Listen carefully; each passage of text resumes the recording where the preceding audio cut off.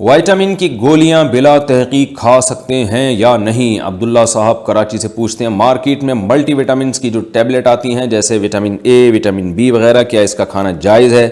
جبکہ ہمیں پتہ نہیں ہوتا کہ وہ حلال سے بنی ہے یا حرام سے؟ دیکھیے، کھانے پینے کی چیزوں میں یہ حلال ہے یا حرام ہے، یعنی اس میں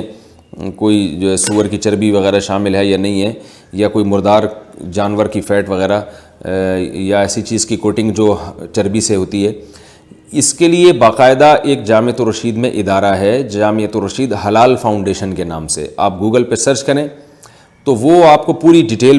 دے دیں گے، پورا ایک چارٹ دے دیں گے۔ تو اس قسم کے جتنے بھی سوال ہیں اس کے لیے آپ ڈائریکٹ گوگل کے پاس چلے جائیں اور جامعۃ الرشید حلال فاؤنڈیشن لکھ کے سرچ کریں، اس میں جو نمبر آئے گا اس نمبر پہ کال کر کے آپ رابطہ کریں۔ تو چونکہ یہ ایک چیز نہیں ہے، اس میں بہت پیچیدگیاں ہیں، بہت ساری چاکلیٹیں آ رہی ہیں غیر مسلم ممالک سے، ان کا کیا حکم ہے، اس میں ویجیٹیبل فیٹ کس میں استعمال ہوئے ہیں اور اینیمل فیٹ کس میں استعمال ہوئے، بڑا لمبا چوڑا ایک ٹاپک ہے اور ہر چیز کا ایک الگ حکم ہے۔ تو اس لیے کوئی بھی کمپنی ہو جس کے بارے میں آپ کو تذبذب ہو، وہاں جامعۃ الرشید کا حلال فاؤنڈیشن ادارہ ہے، وہاں نعیم شاہد ہوتے ہیں اکثر، تو ہمارے شاگرد ہیں ماشاءاللہ، تو آپ ان سے رابطہ کریں، مولانا نعیم شاہد ان سے آپ رابطہ کریں،